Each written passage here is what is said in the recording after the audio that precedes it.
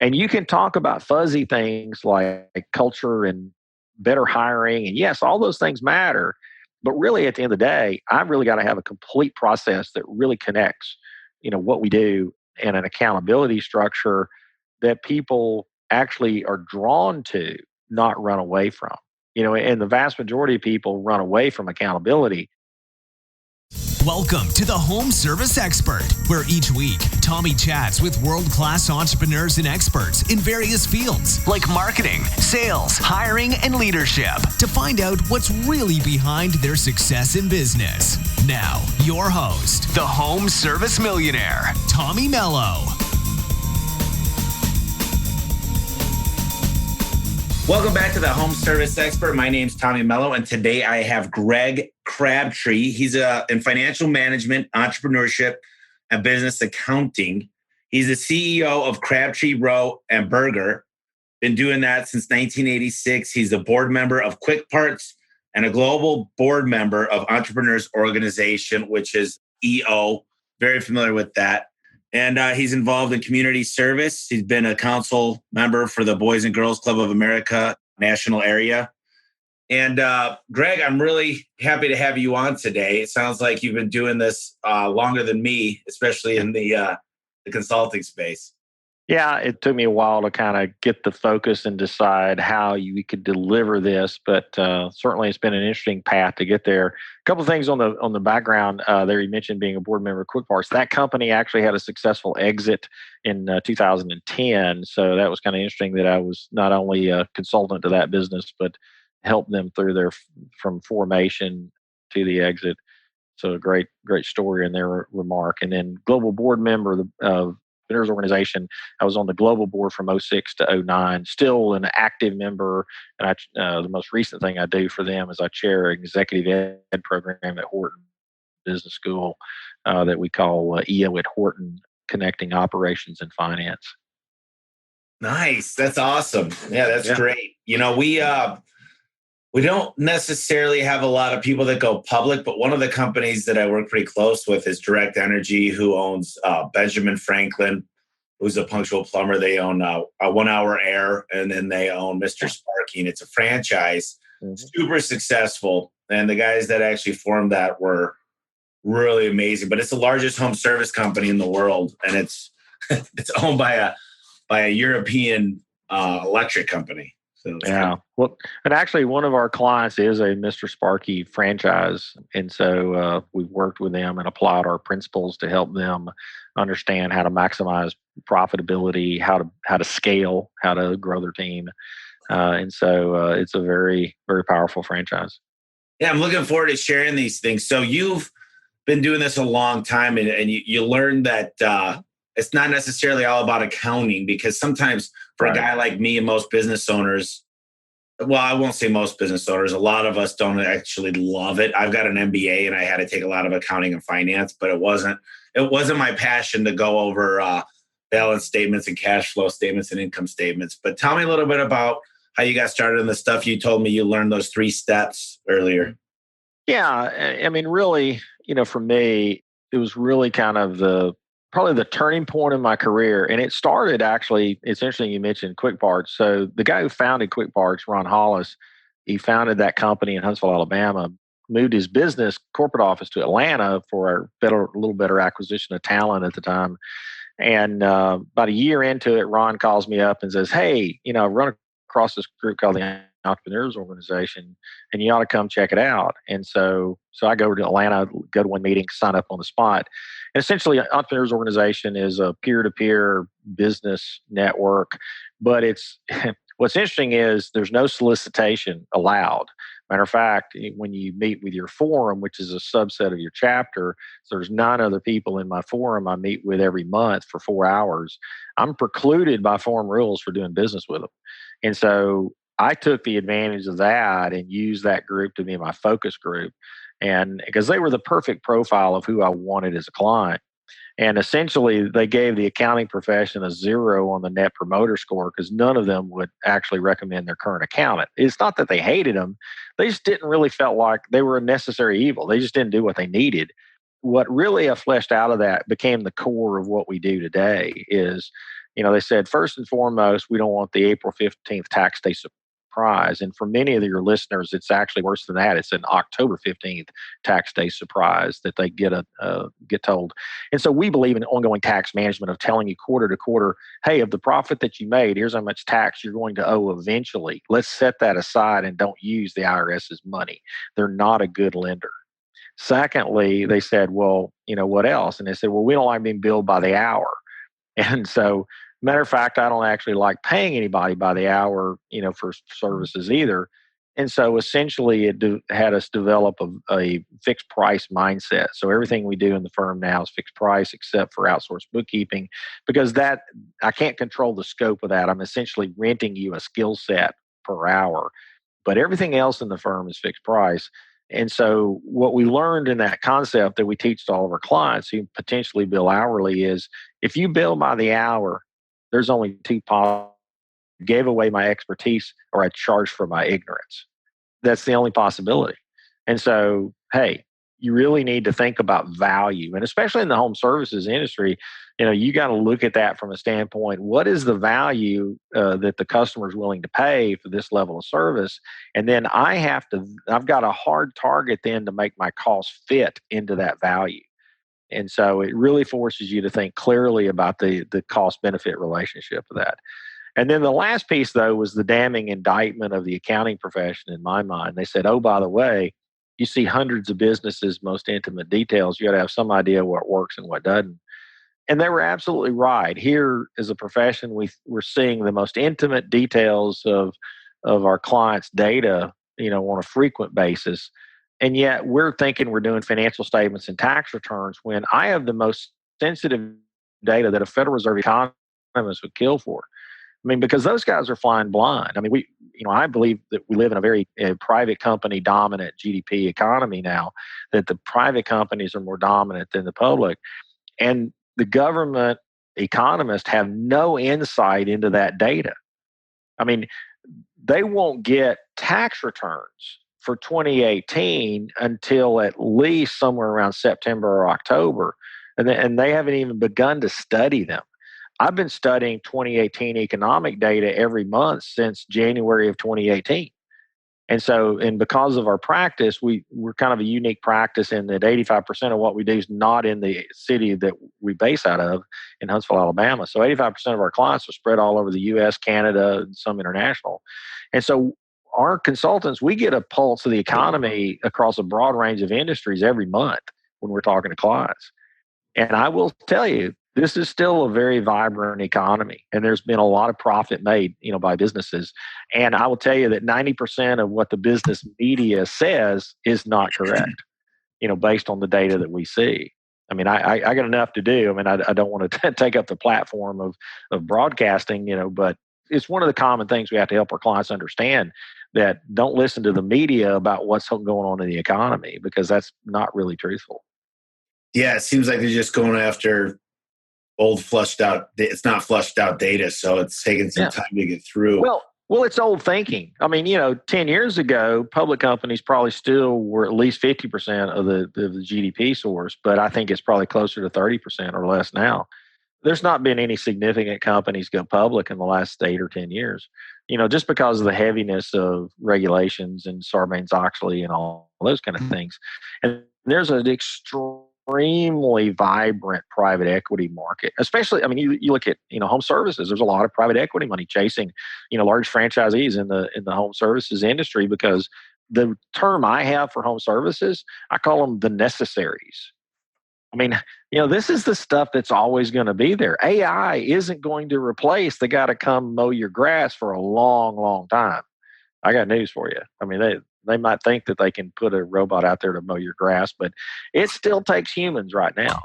And, and same thing for electrical work, and same thing for HVAC, and same thing for pest control, and same thing for alarm services, and you name it. I mean, so it really is one of those fascinating things that, if you were going to start a business today, some type of home services is probably the easiest place to launch into, because it's always needed and there's always a bad competitor that's doing a poor job doing it.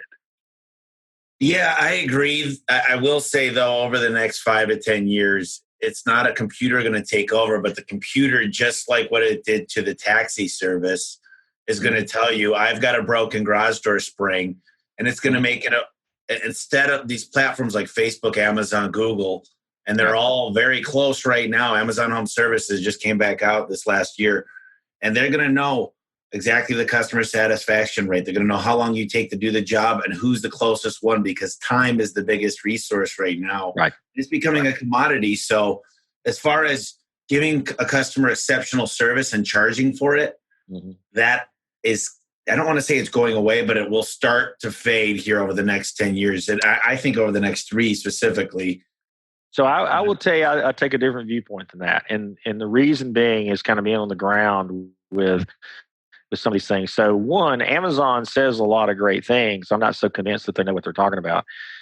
There's going to be eventually a backlash against Amazon, largely because of how they work. We actually work with a lot of Amazon resellers and people that don't exclusively sell through Amazon. We've actually had several of them stop selling through Amazon because they were actually losing money through that channel. And that's so, 5%. Yeah, so we've actually seen a movement of people move away. We've actually got a client we just recently worked with that they only sold through Amazon, and even they've indicated that Amazon has started to soften some of their kind of predatory practices of pricing and domination of the market. And so to a certain degree, what really is happening is this understanding of sloppy business used to think that they made a margin off of the things that they sold and some off of the services. And what you've seen in the economy is a segregation of there's a minimal margin on the thing that ultimately gets sold through the various channels of distribution, through that process. And the opportunity is to correctly value the service that's being delivered. Now, if you want to be successful in that, you got to have your messaging correct. You got to have your people buttoned up, and they've got to be able to deliver it. So like our Mr. Sparky franchise, one of the things that they've done exceptionally well is started to create self-training and develop their own, field techs. And to be quite honest, I mean, one of the things that they've been able to do is put people through a regimented training process that ultimately, makes those guys better than 50% of their workforce, the moment they hit the field. And that's a powerful concept. Because here's the thing. We live in a labor-starved economy. We're not going to see anything change anytime soon for that. So if you're not developing your own talent, if you're not defining the brand standards that you want to live to, hold people accountable to those brand standards, and make sure they can deliver them when you're at 100% volume, you're not going to be the winner. But if you can deliver those 3 things, you will win. I don't care who else is out there, because Amazon can't do that. Amazon's horrible at physical direct service and never will be good at it, because you got to be reasonably close to the people that you're managing to deliver that type of service level that the vast majority of the economy really expects and demands. And I agree with that. I just think, you would think that Uber wouldn't be so successful for the fact that the technology, Uber and... So let me ask you this. Let me just push back. Is Uber successful? Well, the fact is their valuation of a tech company of last time I checked, they were around 40 billion. But the fact is that they've never made a profit. Well, yeah, but either as Amazon, apparently, all these not Amazon. No, Amazon has made a profit. Yeah, they $5 billion, but they don't pay taxes. But most of these tech companies, they're in such fast growth mode. Their valuation is far more. It's not in their best interest to make a profit because they're going to have an exit strategy. Well, where is Uber going to exit? So Google owns, they get consumed by these bigger large companies. Tax advantage, right? Here's the thing, though. Physics applies to us all.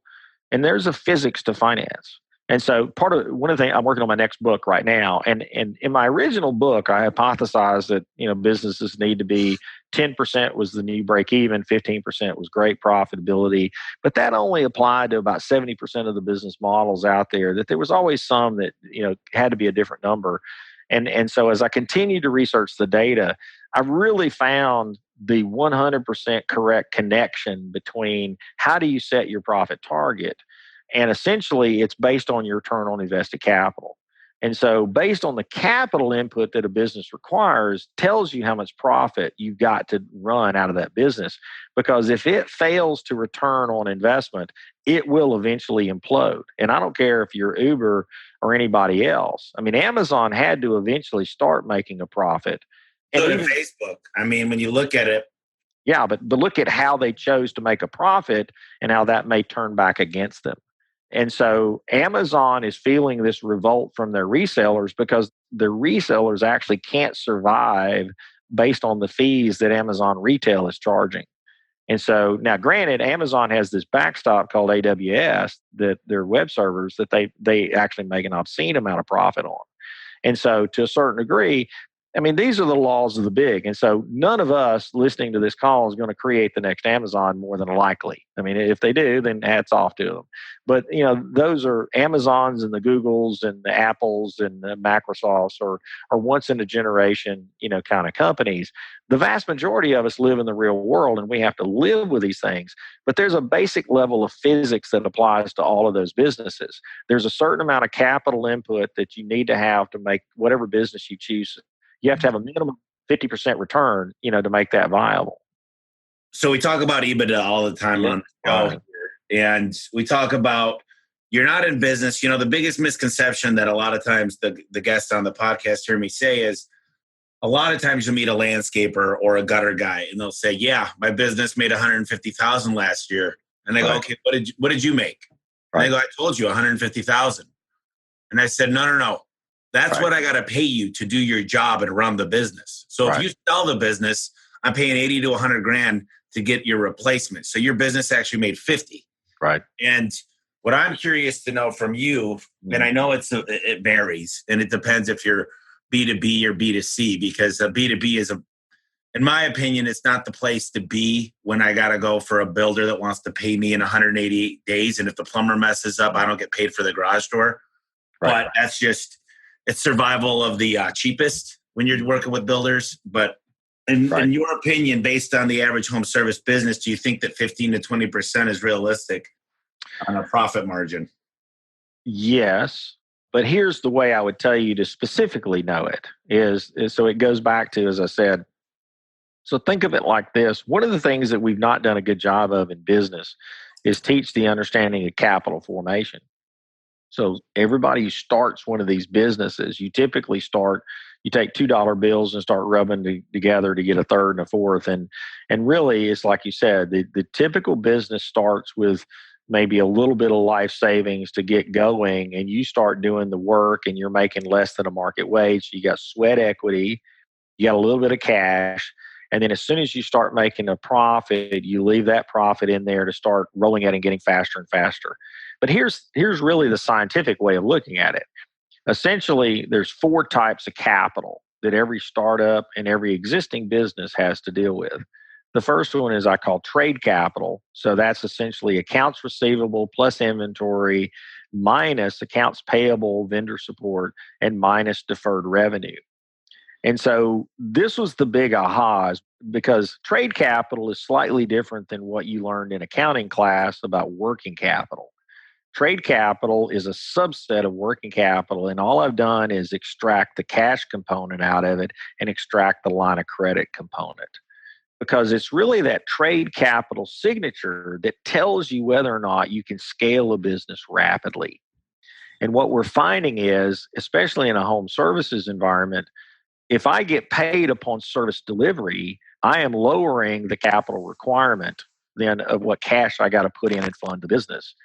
If I get support from my vendors, that gives me 30 to 60 day terms for supplies or inventory or whatever I carry, then that also helps as well. And then the best of all services are the ones that I have deferred revenue where I get to bill in advance. And so essentially, if I sell a maintenance agreement, say to an HVAC customer that they pay me at January of every year, and one, I got two things. I hope that it doesn't break. And two, I get paid before I go out. And so those are ways that you can create. John Mullins wrote a great book called The Customer Funded Business. And so essentially, it's the ability of companies to break the traditional curves of carrying receivables or getting the customer to pay them in advance when the market allows for that. If the market doesn't allow for that, then I just got to make a higher level of profit to justify it. So that trade capital is the first piece. Second piece is infrastructure capital, which is essentially the amount of money net of debt that I have in equipment or buildings. So in most home services, generally you would look at a truck as a common economic unit, and electrical, HVAC, those kind of things. And so I got to buy a truck and outfit it. But the bank allows me to finance a portion of that. So it's really just my down payment.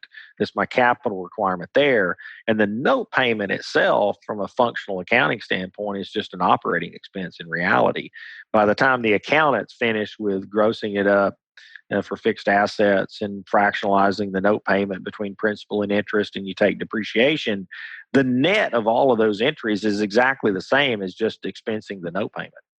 When you take that over, usually 5 years. Different accounting period. Yeah. Well, generally, you just don't want to finance it beyond the true useful life of the asset. So if I'm going to wear that truck out every 2 years, I only want a 2-year note. If I can run the truck 5 years, then I'm okay with a 5-year note. But the key is you got to match the financing to the true useful life of the underlying asset. So I've talked about trade capital, I've talked about infrastructure capital. The third piece is what I call buffer capital, or in my book, I called it core capital target. So that's your 2 months of operating expenses in cash with zero drawn on the line of credit. Now, when you first launch your business, that's the one that you're going to be underfunded on most of the time. But the idea is you still got to leave your profits in the business until you get to that number, I believe. So that's the three primary capital components.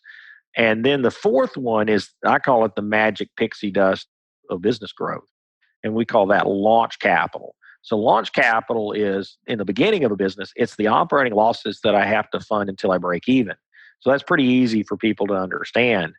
In an ongoing business, it's discretionary choice spends that I can choose to do, but nobody's forcing me to do it. So typically spending money on marketing campaigns that to advance the business, not just maintain what we currently have, or to add a key employee before they're fully usable in the business process, and I'm growing into that person. And so those are things that we monitor. We isolate that from the ongoing part of the business. And what we want to do is make those bets appropriately, that catalytic spend to grow, I need a 50% return on that in increase in net profit within 12 to 24 months, or else it wasn't a good bet. In this next book, I'll be able to really lay out this process of how you fundamentally grow. Now, I can't make the bet for you. That's your job. That's what you got to make the bet on. But I can certainly teach you how to keep score. And the idea is just don't make too many bad bets before you make a bet that works. But don't keep making the same bad bet because somebody told you, well, you got to spend money on marketing. Well, yeah, spend money on marketing that works. Don't spend money on marketing that doesn't work. And it's a test and recovery process. You know, one of the things that I talk to a lot is the KPIs and understanding which ones matter. And certain businesses have 50,000 KPIs. And right. The biggest thing for me is the fundamentals. It's what's my booking rate? First of all, how much does it cost to generate a phone call that's an actual opportunity? Out of those phone calls, what's my booking rate? How many times do I show up to the house and close the deal? And then what's my average ticket for service versus new install? Now, those are very simple. But if you take those across the board and start comparing your CSRs, your dispatchers, and I would say I'm not going to leave Tom Brady on the bench during Super Bowl, which means, are you utilizing your top employees? And what's really cool about it, this is actually a recent story, Greg, had an apprentice start out, worked about 5 months in the field. And he said, Tommy, he called me, he goes, I'm ready. And I asked him a bunch of questions and I quizzed him on technical, operational, and sales. and he passed with flying colors. But the coolest thing about him was he sold financing on 4 out of the first 7 jobs. And people might say, well, you pay a percentage for financing. When I finance somebody, I pay anywhere from 2% to 7% to the company, Right. depending on. But the deal is, it's a 40% higher ticket. And people don't know, like I do 12 months, same as cash. And instead of saying, Greg, there's this really nice door I'm going to sell you. It's a steel back door with polyurethane in the middle. It comes with 2 decorative hardware kits, a brand new 3/4 horse opener, and it's $3,200. I say it's $267 a month, same as cash after 12 months it's paid off. And it's an investment you'll have for your life. This is a lifetime warranted, high cycle parts. It's the last time you're ever going to need to replace it as long as you don't hit it. Right. And it makes a lot of sense. And it's what I would do if it was my grandma, my mom, my aunt, my uncle. That's what I would put them in. Well, it essentially demonstrates the simple philosophy I tell my clients all the time. Never make it hard for somebody to give you money. And so take a credit card. Do offer 12 months same as cash financing, and I'll take a cut out of the margin.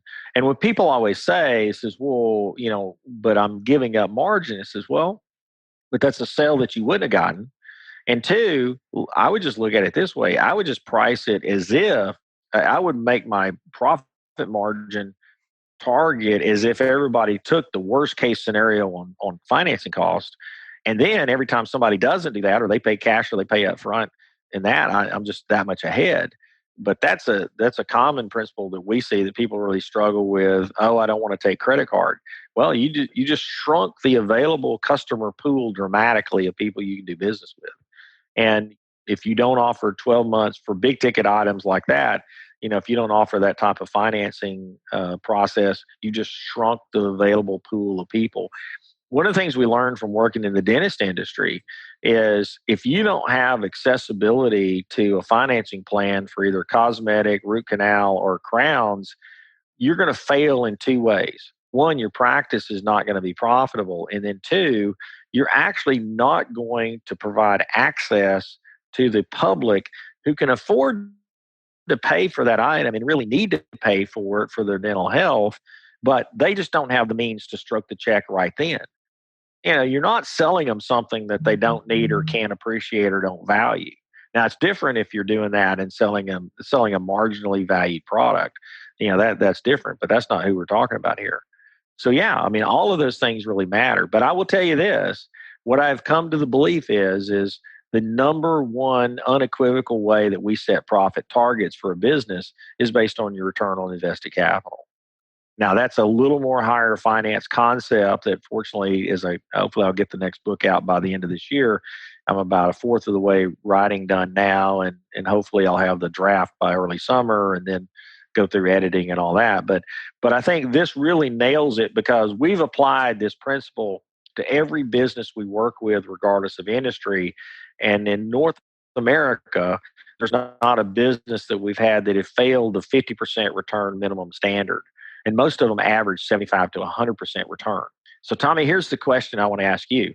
You started a business, you've gotten going, and you're making a little bit of profit, you're making your salary, making your full market wage.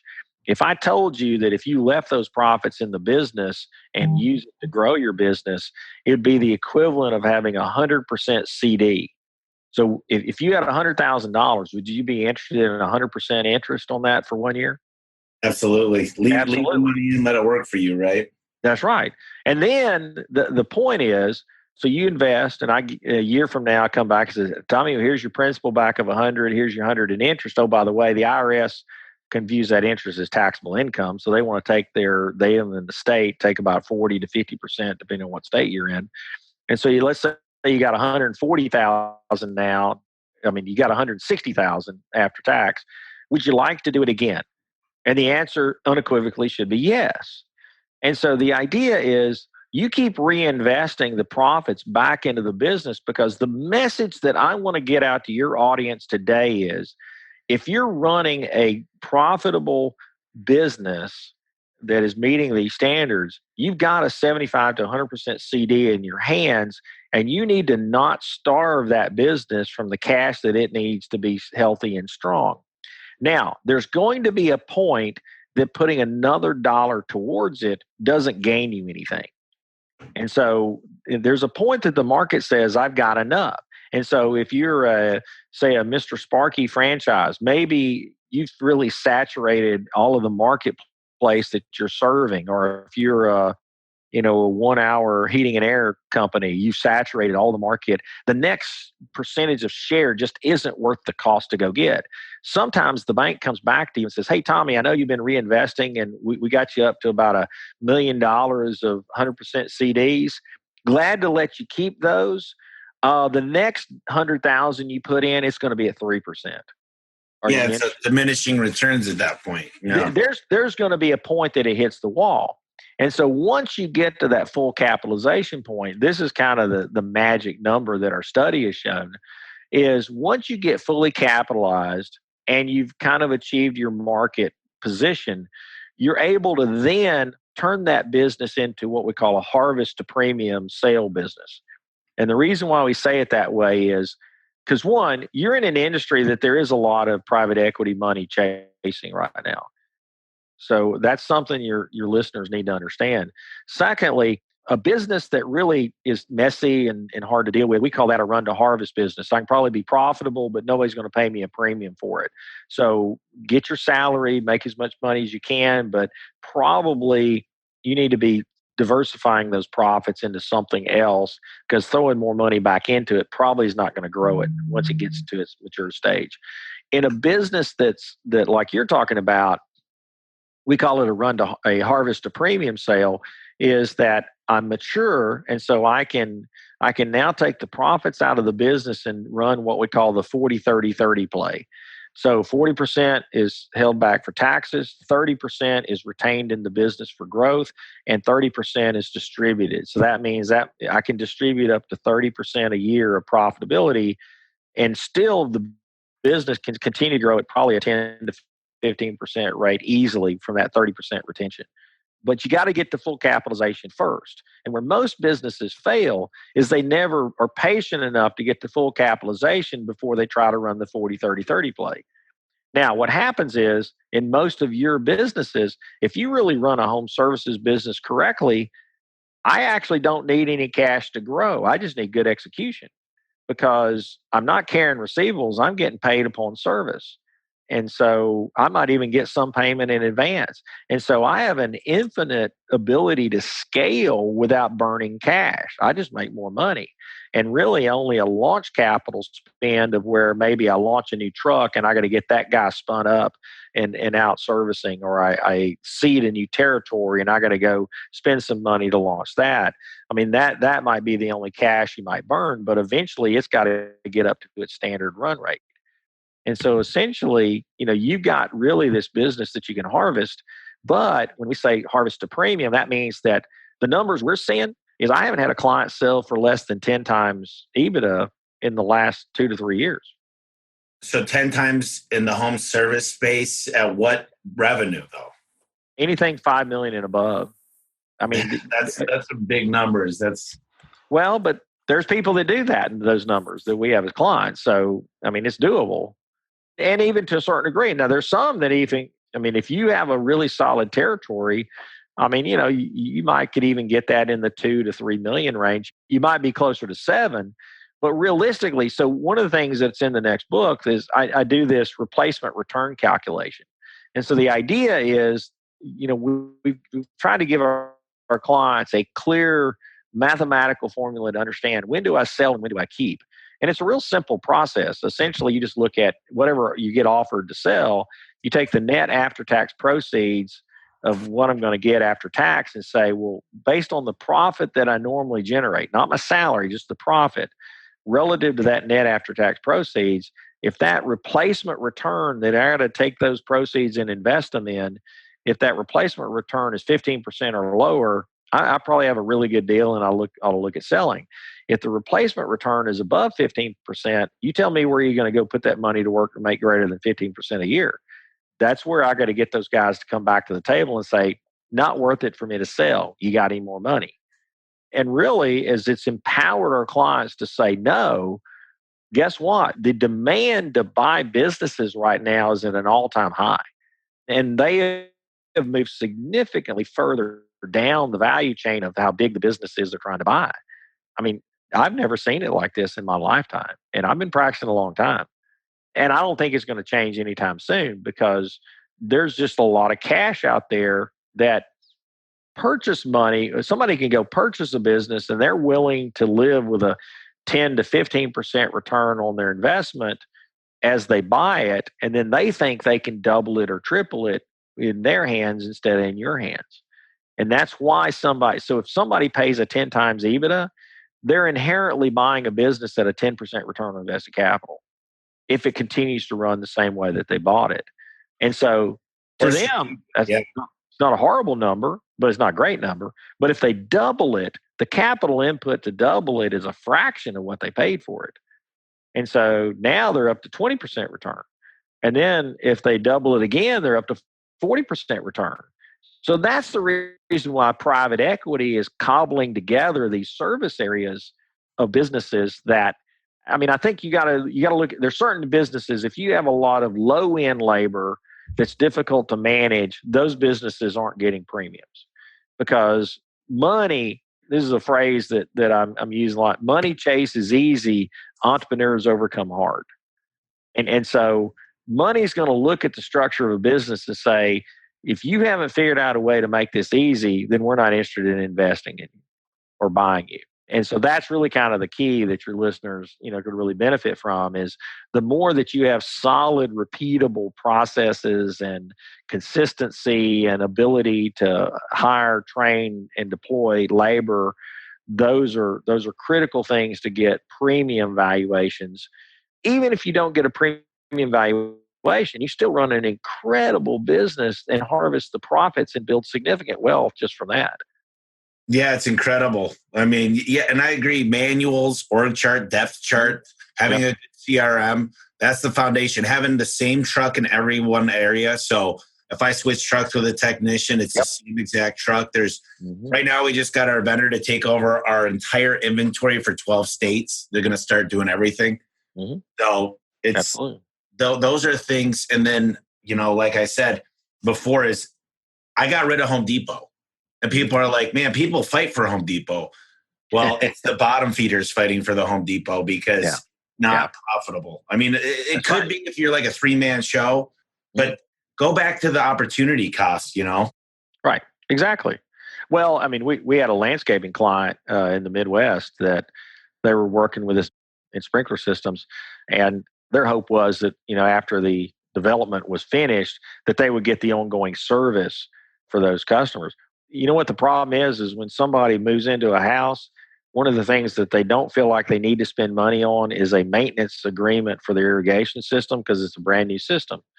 And they don't have a whole lot of cash anyway. So they're trying to get by. And so they didn't get the penetration that they were asking for. The builder was a pain to work with.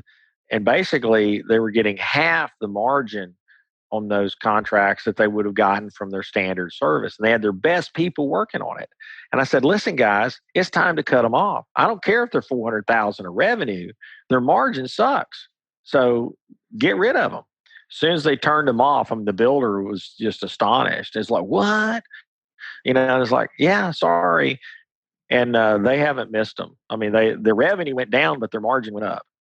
Funny how that works. Well, I talked to a guy, Parker and Sons. They do about $90 million a year just in Phoenix between plumbing, HVAC, and electric.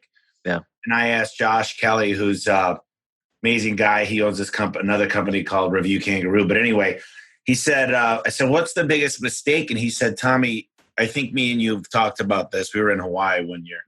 And he said, we went straight for revenue. We were only growing revenue. And that's what I did last year. If you're only trying to grow profit, sometimes you get stuck. And if you're only trying to go revenue, you can lose money fast too. So there's a happy medium where last year, we're pulling the ropes back now and going, this market's not profitable. We've overhired. Right now we have the ratio that I've always heard is 2 guys turning a wrench compared to one guy in the admin, whatever that's a manager, call center rep, warehouse guy. And when those ratios get skewed enough, it makes it tough to make money. Yeah, I mean, to a certain degree, I mean, those can be simplistic, but I think there's people that are creating disruptive business models that can break those molds. So I always want to be careful with those. What we look at is the thing I would tell people is take revenue out of your discussion. So we recommend don't discuss revenue, discuss gross margin and contribution margin. And so the way that if you look at our data sets, we say revenue minus your cost of goods sold is gross margin minus your direct labor with no burden, just direct labor, just wages, that is then the net of that's contribution margin. We believe contribution margin dollars are the critical number of every business we work with. And the reason for that is it's the simple, clean output of your business engine. Because I can get married to a percentage. It's not about percentage. You can't take percentages down to the grocery store and buy groceries. I can take dollars. And it takes contribution margin dollars for us to cover our operating expenses and deliver a profit. And so to us, that's really kind of the critical thing. And so then when we take a business and turn it on its side and start to look at segments, it is about that. We can generally get down to contribution margin by any segment. So I can look at it by line of business. I can look at it by customer. I can look at it by location. I can look at it by region. And so to us, that's really kind of the power piece because there's not a lot of choices that you can make to your operating expenses that's going to change things. Granted, you don't waste money there, but at the end of the day, it is about contribution margin production is the number one output that you got to focus on for the company in total and by segment. Yeah. If we go back to the days of some of the guys out there, they're killing it. Okay. So let's just play a scenario out real quick here. A lot of the guys I know in the home service space, I don't care if they're roofers, if they do chimneys, gutters, they absolutely own a market. They get to the point, whether it's Atlanta, Detroit, whatever the market might be, and then they say, I think I've penetrated this market where the best thing to do is if I'm in Detroit to go to Kalamazoo or East Lansing or another area around there. But their eyes are not on the ball a lot of the time, which is a mistake. But I've always said it's going to take 2 to 3 years to penetrate them, not even to penetrate, but to get that name recognition, to get the technicians trained and ran correctly. And it takes even longer if you're not there. So, and I understand what you're saying about the gross contribution, but I guess the question I'm asking is if you decide I've penetrated, there's a point of diminishing returns in this market, but to go do what I did in this market, which it took me 8 years or 10 years or 2 years, whatever it might be, what do you recommend as far as I'm really good. I can put out great technicians. That's what it's all about. Great technicians, my call booking rates, and I know good lures to use to get the customers to bite. So what do you recommend as far as growth? I mean, the money that's looking for easy thinks you just go buy somebody in that market and launch them. And last time I checked, there's a lot of skunks in the woodpile, when you buy somebody. And the price that they're asking for is just crazy high right now that it would just it takes too much money and the potential return. I mean, if you find a good deal, great. It's not that I'm against it, but it's got to be at the right price. I'm actually a fan of the clean launch process. And if you understand, so this goes back to, as I said, the 4 forces of capital, so if I'm launching a new area, so one of the lead professor at our EO at Wharton program, David Wessels, he has a phrase that I really love that's called change your where, not your share. And so when you get to this mature point, as I said, the next percentage of share just didn't worth the cost or the benefit. So I got to change my where. So there's a reason why, we do $5 million of revenue as a CPA firm in Huntsville, Alabama, and 85% of my clients are not in Huntsville. We changed our where. I couldn't do what I do if my where was Huntsville, Alabama. There's not enough people, not enough businesses that appreciate, what we do. Matter of fact, I mean, it's the concept of when I do work locally, I'm a local CPA. When I leave town, I'm an expert. And so from that standpoint, it is that thing that when you start to expand and look at geography, that becomes a component model. Now, granted, you're not going to get to an 8-year maturity overnight, but I can be incrementally contributive within a 12 to 24 month cycle, I do believe. And so you have to come up with a launch plan that says, how do I seed that market? Who's the right people to launch it? And to be quite honest, there's a different skill set in launching versus maintaining. So those are the things that, I mean, just as a numbers guy, I am much more interested in it's a lot less money to launch a greenfield new market than it is to overpay for somebody to buy and jump in my opinion. And not to say that I wouldn't buy if I caught the right deal in the right circumstance, but I've got to have fiscal discipline to know what's a good deal and what's a bad deal. So what if you examine someone's books and you could get it for 3 times EBITDA? I mean, but going in there, you're going to... Yeah. I got to get 4 or less, and I got to feel good about why I'm getting it, and there may be some synergies with their team and all those kind of things. But yeah, it's got to be 4 or less to cash. Because in my original book, if you look in chapter 9, I created an economic valuation formula that's been pretty powerful for our clients, because essentially it helps you understand the economic value of a business and how to pay for it out of its own cash flows. So essentially, that formula is quite simple. It's 3 times net income plus equity.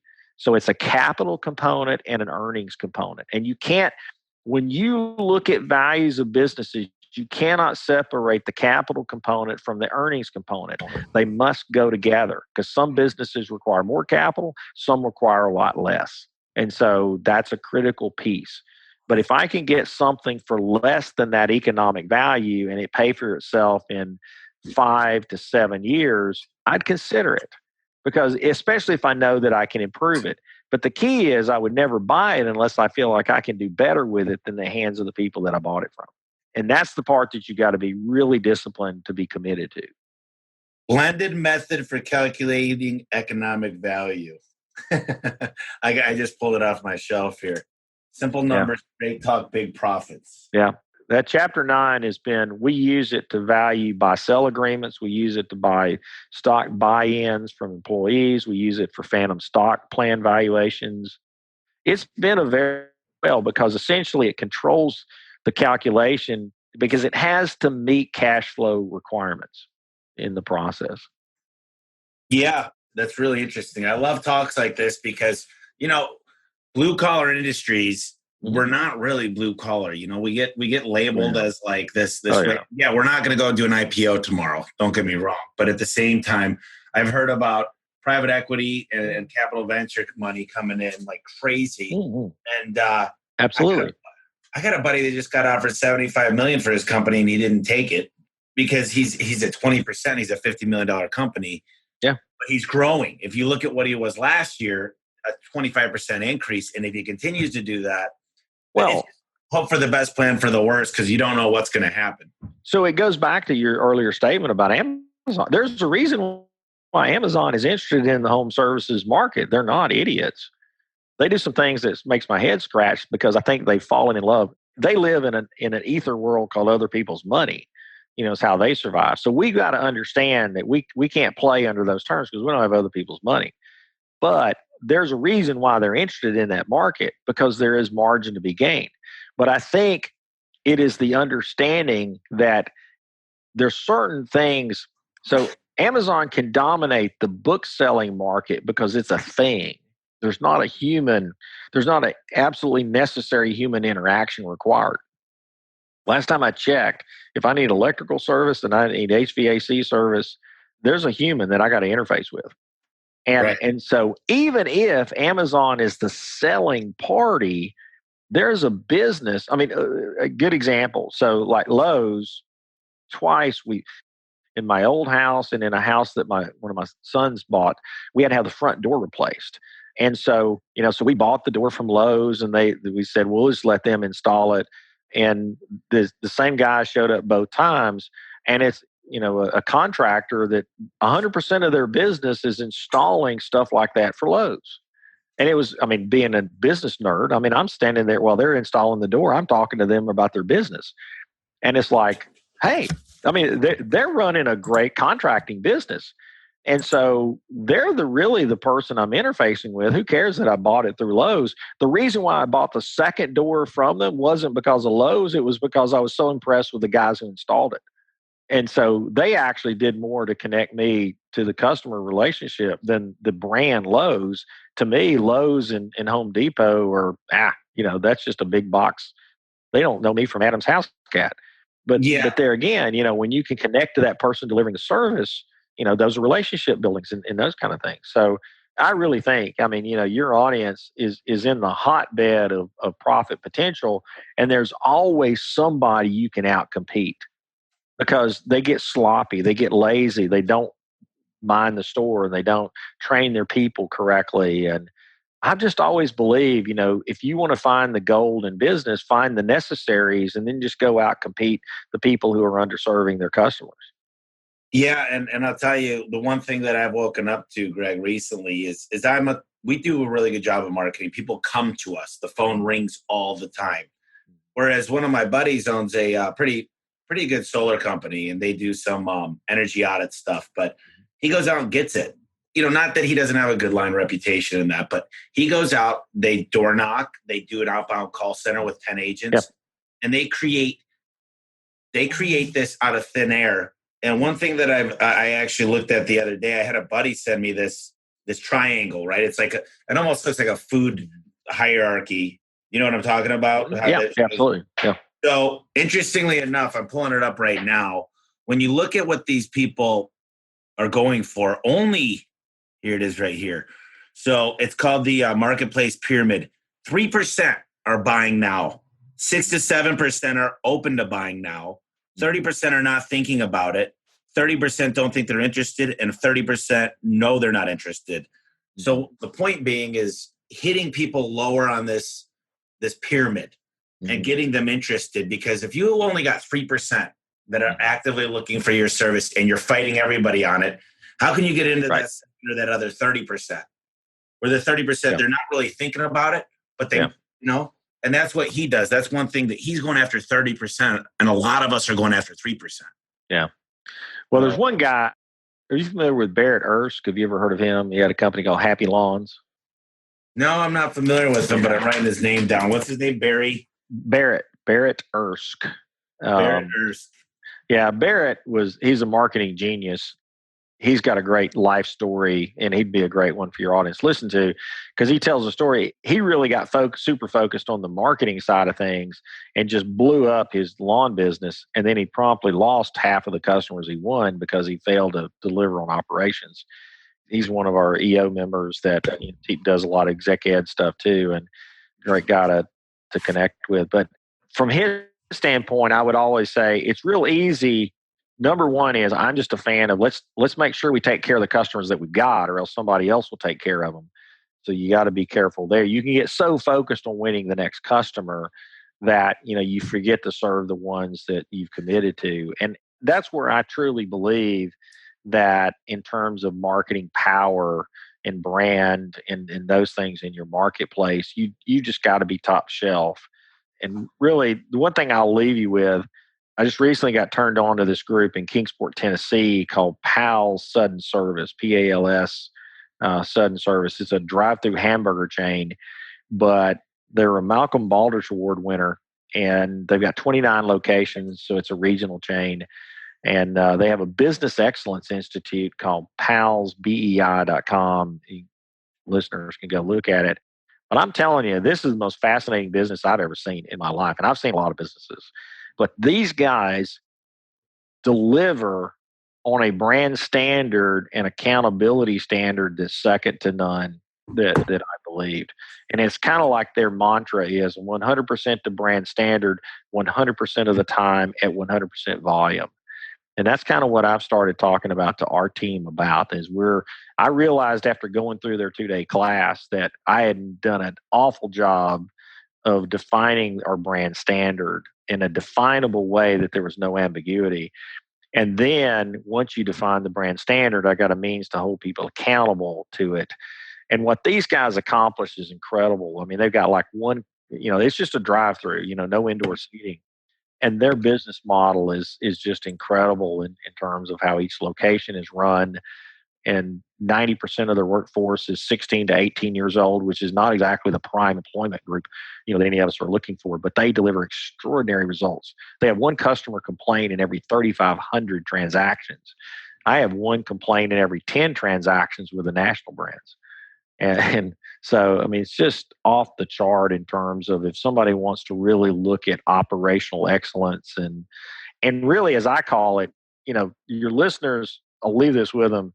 The idea is we can all come up with systems and ideas and repeatable processes. The trick is how do you get the humans to do it? And so that's really the thing. Where most of us fall down is we come up with a great idea. Great, I solved that problem. And then the next thing you know, you turn around and that thing's broken again. And it's because how do I get the humans to consistently execute on that process? And you can talk about fuzzy things like culture and better hiring. And yes, all those things matter. But really, at the end of the day, I've really got to have a complete process that really connects, what we do and an accountability structure that people actually are drawn to, not run away from. And the vast majority of people run away from accountability.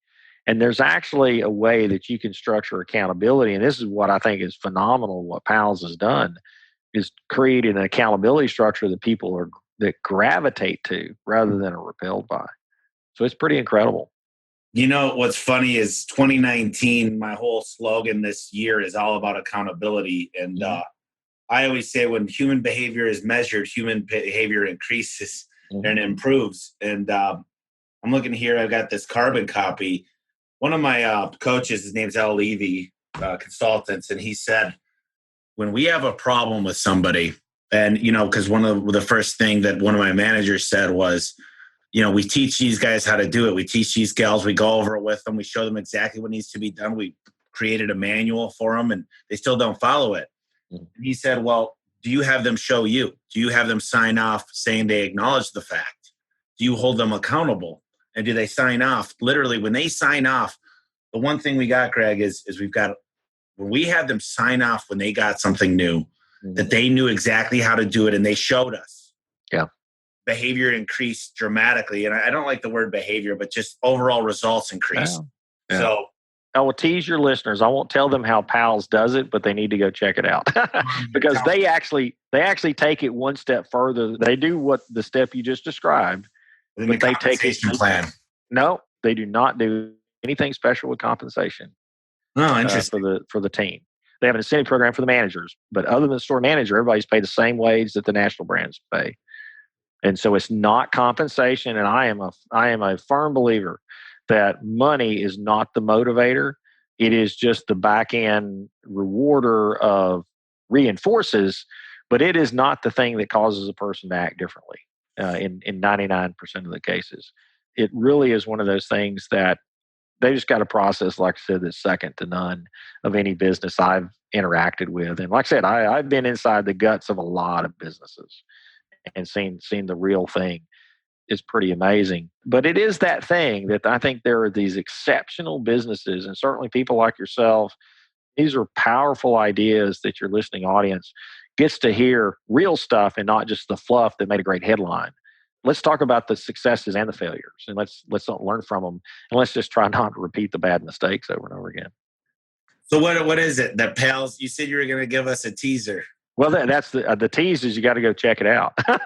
So I'm looking right now. It's registered for class. Can an outsider take the class? Oh, absolutely. Absolutely. It's open to the public. Yeah.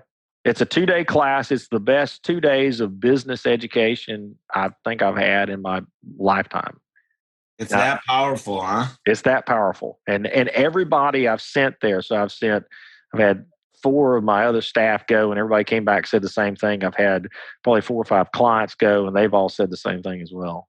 So I've got it on pretty good authority that I'm not just drinking the Kool-Aid here. So Kingsport's not exactly easy to get to, so it takes a little bit of effort. But here's a teaser. So if you've had 6 months or more work experience at PALS, working in a drive-through hamburger chain, the number one employer in Kingsport, Tennessee is Eastman Chemical. So it's the chemical part of what used to be Eastman Kodak. Very big employer. They will grant you an immediate interview for a job if you have 6 months or more experience having worked at Pals. That's how much they respect what you learned while you worked there. Well, I think the thing I'm taking out of this, and I've got a lot here, but this last piece is what Starbucks, there's a good book at Starbucks that talks about how when you work for Starbucks, that you come out of there as a better human being. You're actually taught skills that are about life and about saving money and about going after your dreams. And that's what they do is they create this opportunity. And I can attest to that for Starbucks because my youngest son worked at Starbucks for about 5 years while he was going through school. And absolutely, he actually learned a lot. And I got to see, granted, there's things that you like and dislike about Starbucks, but they do what they say they do. So I was really impressed over those years that you're exactly right. But Pals takes it to another level than even Starbucks, in my opinion. You got me excited. I'm going to check it out. Yeah, check it out. Let me ask you this, Greg. If somebody wants to get a hold of you and they want to hire you or just learn more about you, what's the best ways to do that? The best way, just shoot me an email, greg.crabtree@crbcpa.net. The book website, simplenumbers.me. There's a contact form there that'll come to one of our team. Happy to chat with folks. Our business model is, and this is something your folks need to know, we only do business with clients that do consulting with us. So it starts with an initial session that we believe is pretty affordable and an ongoing minimum process that we think we've made affordable and valuable. But we will only do traditional accounting services of tax and opinion financials and outsourced bookkeeping for clients we consult with. And there's a fundamental philosophy for that. We want to work with clients who want to create a planned outcome. If you do not want to take the time to create a planned outcome, I'd really rather you just buy those commodity services from somebody else. Because it really, we believe in the cohesive idea of helping you set that plan and monitor it. And then secondarily, taxes are obviously a key cash flow component that needs to be planned for and done appropriately. And then whether or not you need opinion financials for credit support or those things, we certainly do those. And then a good bit of work we've done is actually our accounting solutions team, it goes in and helps people, fix processes, and we'll do some outsourced bookkeeping where we do it in selective cases because really we look at it and say, we really want to help the client make the best economic choice.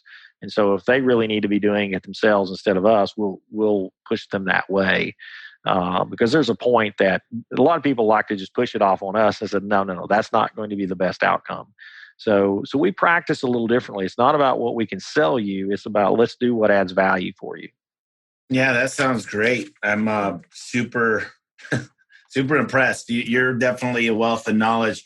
And then I always ask if you had 3 books, obviously, let's not include yours, which is Simple Numbers, Straight Talk, Big Profits, the 4 Keys to Unlock Your Business Potential. But if maybe a few other books that you'd recommend, I already just bought the book that you recommended earlier with A Customer Funded Business. Yeah. What else would you say? Oh, gosh. Well, the number one on my list, I'm a huge fan of Springfield Remanufacturing and the Great Game of Business that Jack Stack wrote. So, to me, that's a timeless thing. I learned a lot by doing their 2-day plant tour is actually a quite good educational event as well. So I'm a huge fan of that one. I would probably say, what's interesting, I'm a fan of this idea. We talked about this of behavioral economics. And so there's a great book called The Small Big by Stephen Martin. And each chapter is a behavioral economic study. And so to me, I think it's kind of a sleeper, really good book in terms of understanding human behavior and why people do the things that they do. And so that's really one that kind of throw out there. I've always been a fan. Eli Goldratt, who passed away last year, I think, he wrote a book called The Goal that he was famous for. Actually, his book that I recommend is actually called Necessary But Not Sufficient. And actually, it's an allegory, so it's told in story form. And it's an allegory of his own personal life experience of having an ERP software business that he gets fired from by his board because he starts challenging the value proposition of their software. And because he comes to find out that even though they're highly profitable as a business, they're selling things that people say they want. He actually gets a crisis of conscience that they're not actually delivering on the value that their value proposition says. They're just selling this sexy thing called ERP software.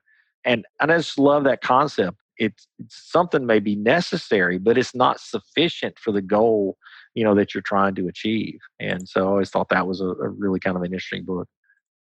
I love it. Well, I'm going to get that. And the last thing I do is, if there's something we might have not spoke about, or one last thing you like to leave in our listeners' head, go for it. I think the entrepreneurial journey is one of the most fascinating. I would tell you that had I not joined a group like the Entrepreneurs Organization and having a peer network, I will tell you that being a business owner can be a lonely experience unless you find a network to connect with other business owners. Because when I'm in a group of people that I talk to that are not business owners, they don't understand what it is that we as owners have to carry. We worry about making payroll every 2 weeks.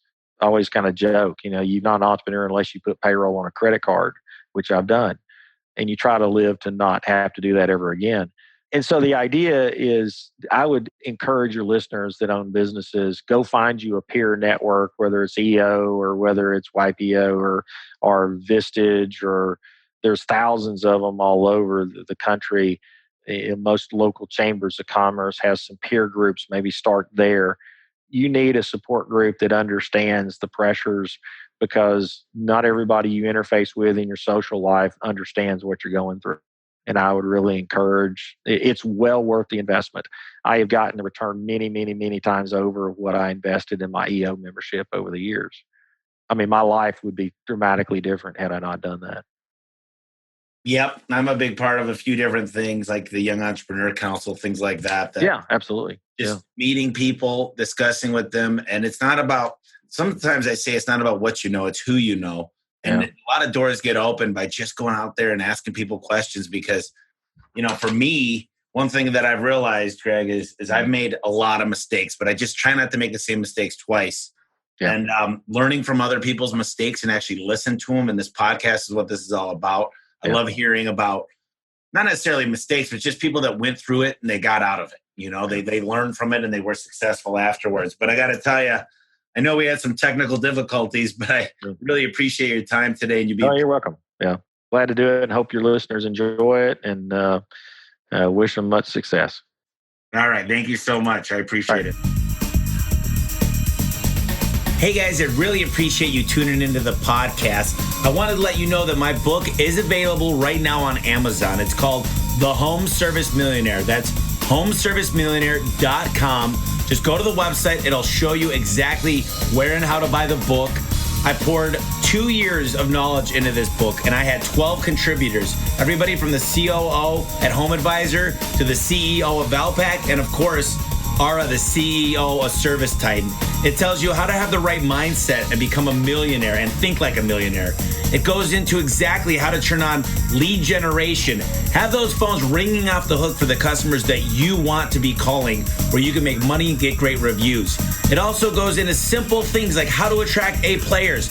Listen, if you want a great apple pie, you need to buy good apples, and you need to know where to buy those apples. And it also talks about simple things like knowing how to keep the score. You should have your financial check every week. You should know exactly what's coming in and out of your account. You should know when to cut advertising that's not working. And more than anything, you should know how to cut employees that aren't making it for you. Listen, you might have a big heart, but this book is going to show you how to make decisions built on numbers. I hope you pick up the book, and I really appreciate everything. I hope you're having a great day. Tune in next week. Thank you.